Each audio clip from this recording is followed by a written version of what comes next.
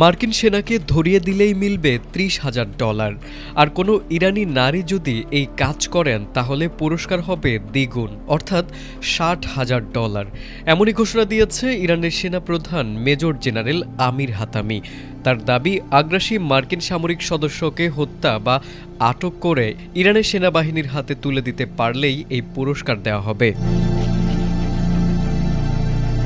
ইরানের বার্তা সংস্থা ইরনাকে দেওয়া বক্তব্যে হাতামি জানান, বিপুল সংখ্যক মানুষ আর্থিক জিহাদে অংশ নেওয়ার আগ্রহ দেখানোর পরই এই পুরস্কারের পরিকল্পনা করা হয়েছে। আধুনিক জেনারেল হাসপাতাল ও উন্নত প্রযুক্তি এবং অভিজ্ঞ চিকিৎসক দলের নিরলস প্রচেষ্টায় আমরা আছি আপনার পাশে।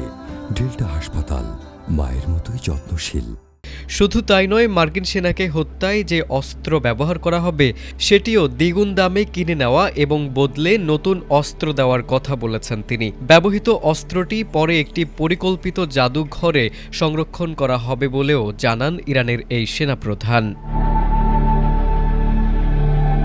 তবে বড় প্রশ্ন হল, কোথায়, কখন, কিভাবে মার্কিন সেনাদের আটক বা হত্যার চেষ্টা করা হবে এ বিষয়ে কোনো বিস্তারিত জানাননি হাতামি। এরই মধ্যে তিনি মধ্যপ্রাচ্য থেকে মার্কিন সেনা প্রত্যাহারের দাবিও জানিয়েছেন। তার ভাষায়, পারস্য উপসাগর, ওমান উপসাগর কিংবা হরমুজ প্রণালীতে যুক্তরাষ্ট্রের প্রবেশের অনুমতি নেই।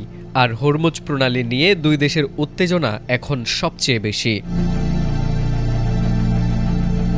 গত কয়েক মাস ধরে ইরান ও যুক্তরাষ্ট্রের মধ্যে চলছে হামলা পাল্টা হামলা, হরমুজ প্রণালী, যুদ্ধের ক্ষতিপূরণ আর মার্কিন সেনা প্রত্যাহার, সব মিলিয়ে পরিস্থিতি ক্রমেই উত্তপ্ত।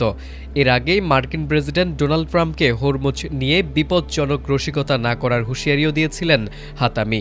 এদিকে বিভিন্ন প্রতিবেদনে দাবি করা হয়েছে, বর্তমান সংখ্যাতে এখন পর্যন্ত 17 মার্কিন সেনা নিহত হয়েছেন, তবে তাদের কেউই ইরানের ভেতরে নিহত হননি।